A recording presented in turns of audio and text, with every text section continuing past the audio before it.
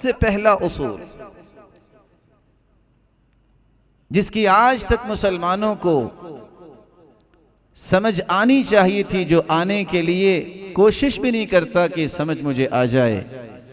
कुरान मजीद ने 3 आयात नाजिल की हैं और 3 आयात में सुकून का लफ्ज बोला है और चौथे लफ्ज में तुमानीनत और इत्मीनान का लफ्ज बोला है। तो मैं किसी घर के सुकून और खुशी के अगर खड़ा करना चाहता हूं तो उसके 4 पिलर्स हैं। पहला, फालिकुल इस्बाहि वजअलल लैला सकना वश्शम्स वल्कमर हुस्बाना ज़ालिक तक़दीरुल अज़ीज़िल अलीम।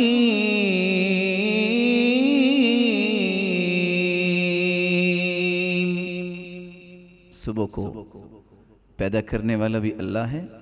वजअलल लैला सकना, रात को अल्लाह ताला ने सुकून का बाइस बनाया। और दूसरी जगह फरमाया वजअल लकुम मिन बुयूतिकुम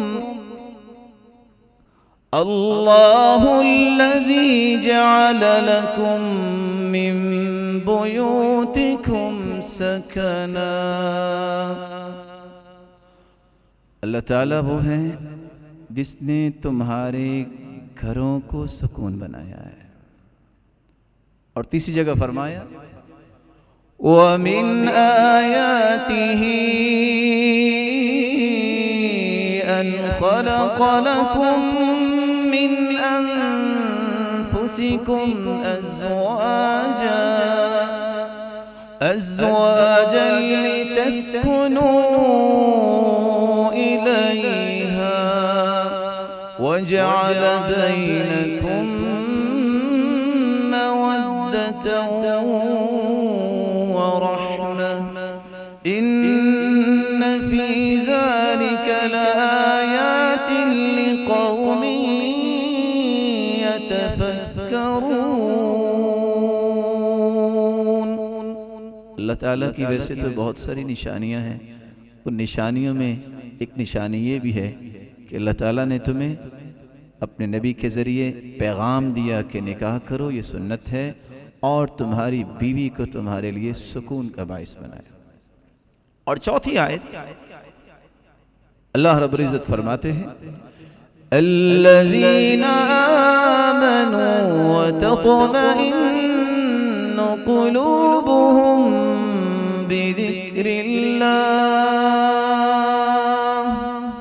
अला बिज़िक्रिल्लाहि तत्मइन्नुल क़ुलूब।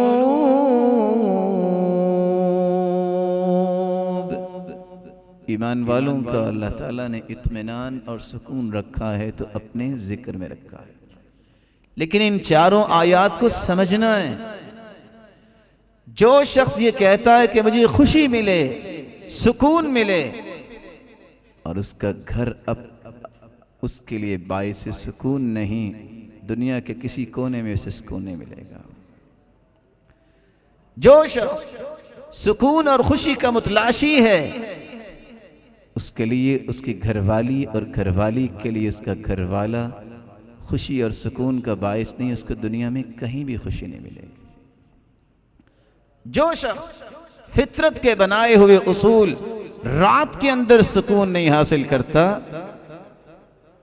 वो दिन के अंदर भी सुकून हासिल नहीं कर सकेगा।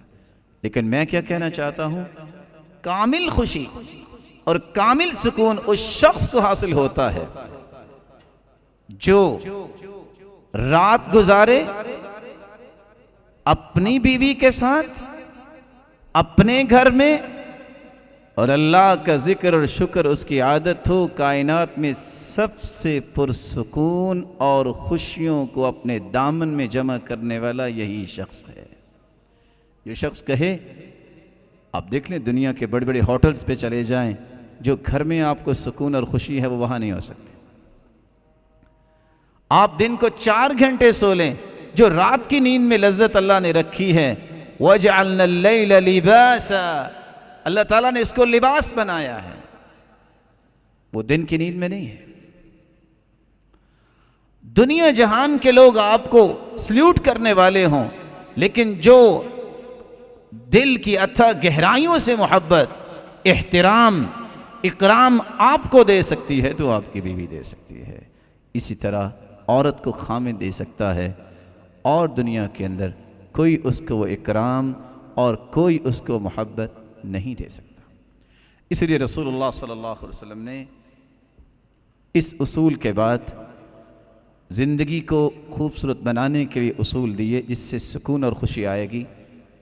और शरीयत की यही खूबसूरती है, वो सिर्फ मर्द के हुकूक को लोगों के सामने नहीं रखता कि बस मर्द हुकूक मांगने पे लगे रहें, वो मर्द के भी हुकूक और उसके साथ साथ इन्नमन निसाउ शक़ाइक़ुर रिजाल, औरतों का भी मुआशरे में एक हिस्सा है। और ये साइकिल के दो टायर हैं, एक टायर पे ये गाड़ी नहीं चल सकती। इस तरह मर्द के हुकूक हैं, उस तरह औरत के भी हुकूक हैं। तो हम चाहेंगे कि दोनों को कंपैरेटिवली मुआजना करते हुए हम चंद उसूल पेश करें। पहला उसूल, खामिद की जिम्मेदारी ये है, चूंकि वो कव्वाम है, वो जिम्मेदार है, घर उसने बनाया है, कि वो अपनी बीवी की तालीम, दीनी मामलात, तरबियत, घर के अंदर दीनी माहौल पैदा करे। रसूलुल्लाह सल्लल्लाहु अलैहि वसल्लम अकेले तहज्जुद नहीं पढ़ते थे। आप तहज्जुद के लिए उठते और आवाज़ देते, क़ूमी या आइशा, क़ूमी या आइशा फ़अवतिरी, आइशा तुम भी उठो, तुम भी तहज्जुद पढ़ो। आप आवाज़ देते, अयक़िज़ू सवाहिबल हुजुरात, इन हुजरों वालियों को उठाओ, लिखे युसल्लीन, ये भी तहज्जुद पढ़े। रुब्ब कासियतिन फिद दुनिया आरियतिन फिल आखिरा, कितनी औरतें लिबास पहनने वाली होंगी, किन के बारे में कहा? इन उम्महातुल मुमिनीन को उठाइए, ये तहज्जुद पढ़ें। कितनी औरतें दुनिया में लिबास पहनेंगी लेकिन क़यामत को महरूम कर दी जाएंगी। नेमतें अल्लाह ने दी हैं तो उसका शुक्र अदा करना ज़रूरी है। रसूलुल्लाह सल्लल्लाहु अलैहि वसल्लम ने सिर्फ अकेले तहज्जुद नहीं पढ़ी, घर वालों को साथ मिलाया है। किस तरह मैं खुशी और सुकून की ख्वाहिश करता हूँ, और मैं अपनी बीवी पे पाबंदी लगाऊं, छोड़ो नमाज को, छोड़ो हिजाब को, छोड़ो इन पढ़ाइयों को, कभी सुकून नहीं मिल सकता। अल्लाह ने सुकून अपने दीन में रखा है। अल्लाह के रसूल सल्लल्लाहु अलैहि वसल्लम ने फरमाया था, रहिमल्लाहु रजुलन क़ाम मिनल लैल फसल्ला सुम्मा अयक़ज़ इम्रअतह, अल्लाह उस शख्स पे रहमत की बरखा बरसाते हैं जो तहज्जुद के वक़्त उठता है, अपनी घरवाली कभी उठाता है। फ़इन अबत नज़ह फ़ी वजहिहा अल-मा, अगर पसो पेश करती है, नहीं उठती, पानी का छिड़काव करता है तो बसा औकात सर्दी में तकलीफ दे चीज़, लेकिन ये उन लोगों की बातें हो रही हैं जिन्होंने अपना आप अल्लाह को दे दिया होता है।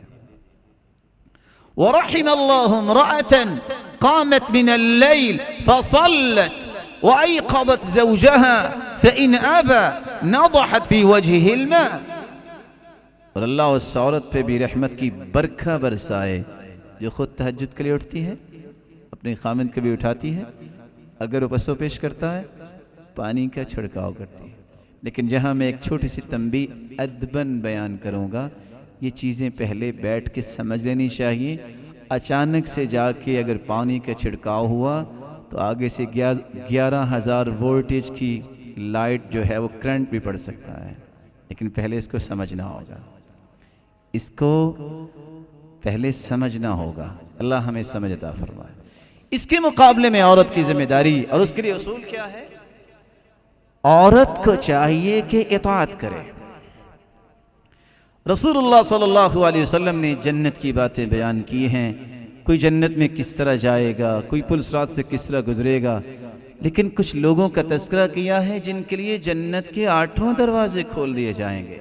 इज़ा सल्लतिल मरअतु खम्सहा व सामत शहरहा व अताअत ज़ौजहा व हफ़िज़तहु फ़ी नफ़्सिहा व मालिही क़ील लहा उद्ख़ुलिल जन्नह मिन अय्यि बाबिन शिअति। जिस औरत को अल्लाह तौफीक से नमाज दे, 5 नमाजों की पाबंद बन जाए, रोजे रखने वाली हो रमज़ानुल मुबारक के, खामिद की इताअत करने वाली हो और खामिद के माल और उसकी औलाद की हिफाजत और उसकी तरबियत करने वाली हो और अपनी इज्जत की हिफाजत करने वाली हो, क़यामत के दिन होगा रब ताला फरमाएंगे जन्नत के 8 दरवाजे खुले हैं, मेरी बंदी जिस दरवाजे से चाहती हो जन्नत में चले जाओ।